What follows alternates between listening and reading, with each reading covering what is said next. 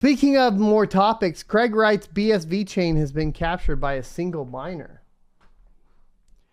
A single miner who has taken over 80% of the Bitcoin Satoshi's Vision BSV mining hash rate has, as a result, taken complete control of the BSV chain.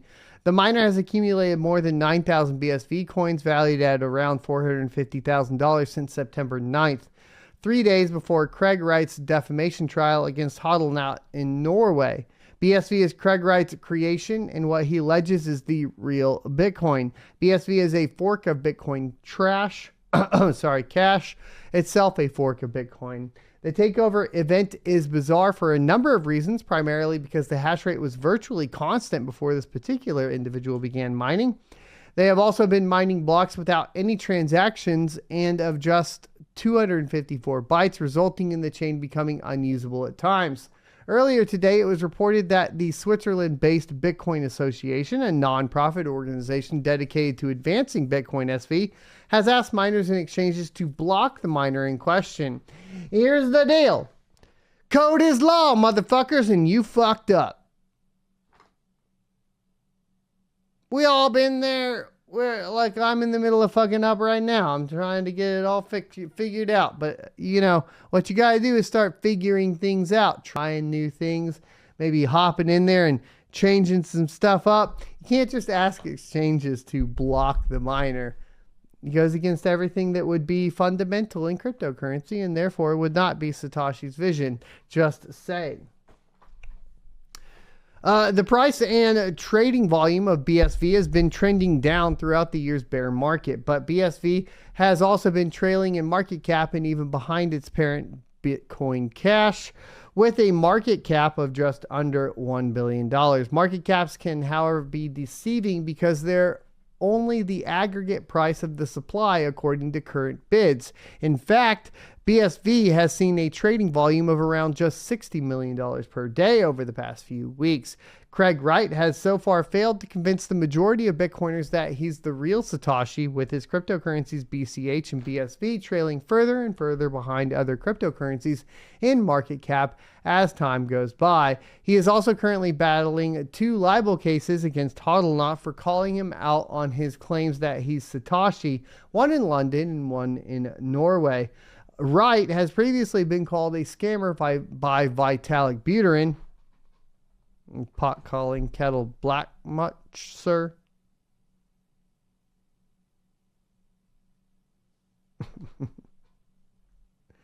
And earlier this year failed to win any damages against Peter McCormick, a libel case he opened against him in London. Obviously, Bitcoin SV, BSV was a terrible idea and you shouldn't have touched it with a 10-foot pole. Bitcoin Trash is probably one you shouldn't touch either, but at least it makes more sense than Bitcoin SV. And this is where we're at today. Look, it is the bear market. We will start to see people collapse left and right. This is par for the course, and it is a cleansing that has to be done within crypto, I think, every so often. So that's kind of my thought as far as this is concerned. What we're seeing is the cleansing. What will be interesting is what survives at the end of the day, and we could get into a lot of that. I'd like to hear your thoughts, of course. We'll get into it. So, Crypto Farm says, I tried BSV. It was terrible. What was terrible about it? No love for BCH. No. Bitcoin Trash can basically die, my good sir.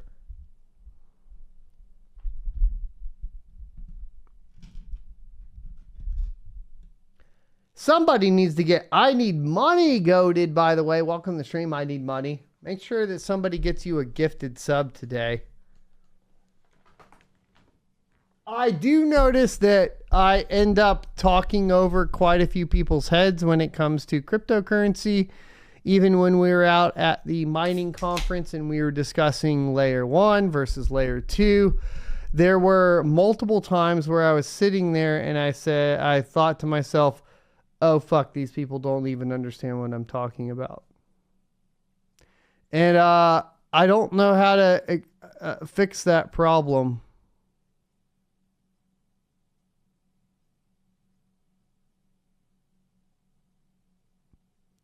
but it's a problem we need to fix. Kellyfish says don't particularly like BTC either. It's all taken over by $1 million companies now. This is a discussion I had a lot. We were out at the mining conference, and the fact of the matter is we had a lot of electric, power company representatives out there. We are looking at essentially some sort of weird control between, it's clearer than ever something crazy's going on. I just kind of think they might destroy themselves. By they, I say I'm referring to the nation state. By they, I'm referring to Russia versus the US and China and communism versus capitalism, etc. Now, of course, if we look at Bitcoin on the surface as from a fundamental perspective, it is fundamentally a libertarian ideal, which means that it will lean towards capitalism. It will also lean towards the individual rights over the rights of the many, right? We're talking about it will be negative rights versus positive rights. If we need to go over this in an individual video, let me know. But for now, we're going to move on because I think you guys are intelligent enough to handle this particular viewpoint. So here's what gets really interesting is that we can see the entrance into, right, the dipping of the toes into Bitcoin from a communist country, or at least a traditionally communist country, right? Part of essentially the Soviet Union. They'd like to grow the Soviet Union. Well, what happens? It's clear that the people as a whole, the majority doesn't like that, so they sanction the shit out of you. And because capitalism to a certain extent has won, but we'll talk about that too in a second, because I think Karl Marx makes some very good points. Not Karl Marx the socialist, but Karl Marx the actual evolutionist. I don't know what we call him, but he makes some very good points about society that we've talked about previously on this channel. But when we talk about the fact that essentially, because of the restrictions that essentially a capitalist totalitarian government or entity, which is what's really where we're at, if we want to be completely honest, in the West, puts on other countries, less advantaged countries like Russia, if we want to be completely honest. The way they're getting out of that is by proxy mining fucking Bitcoin through Kazakhstan, right? Don't tell me that don't mean shit, because that's fucking wild. We basically have a Soviet country participating in what would be essentially a libertarian ideal based on capitalism or global capitalism, right? Whereas even just a year ago or 2 years ago, we were seeing the ban of Bitcoin in China. Not dissimilar from the views of Russia. Hence why we see them trying to take over a reserve currency with BRICS, etc. These are extremely interesting times. I'm not going to join a side. I'm just going to point out what is going on, right? This is something that you should pay attention to. Why does that matter from a cryptocurrency perspective? Well, we're talking about hash wars, but real hash wars now, right? Eventually, what does it turn into? We have this network that can bypass sanctions effectively, internationally, right? Globally. We have different outlets that will potentially make them private and so on. And we will have the nation states basically biting for control over this, right? It'll come down to the fact that you end up having, power companies being subsidized by nation states to mine Bitcoin, with the cost being passed down to the individual. And that'll be pretty much geographically agnostic.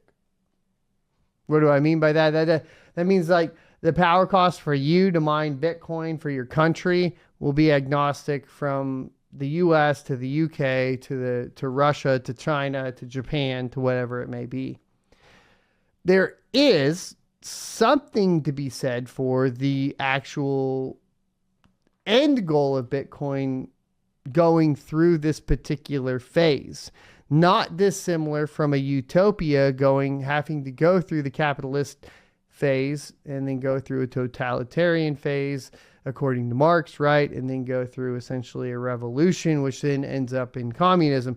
The thing is like, you should also study Karl Marx a lot more before you get into the comments, get mad at me for even bringing it up, because there are very interesting ideas there, especially when we start talking about Bitcoin and so on. Because I do think at the end of the day, when it comes down to like what the end looks like compared to what we're going to go through, they're very drastically different things, right? Because I do think we will have basically a control, a fight, hash wars, right? I think we'll have hash wars between different countries and different ideologies, etc., that then will interpret into kind of the dissolution of all nation states and ideologies to a certain extent. How long that will take, I don't know, but I think that's super important.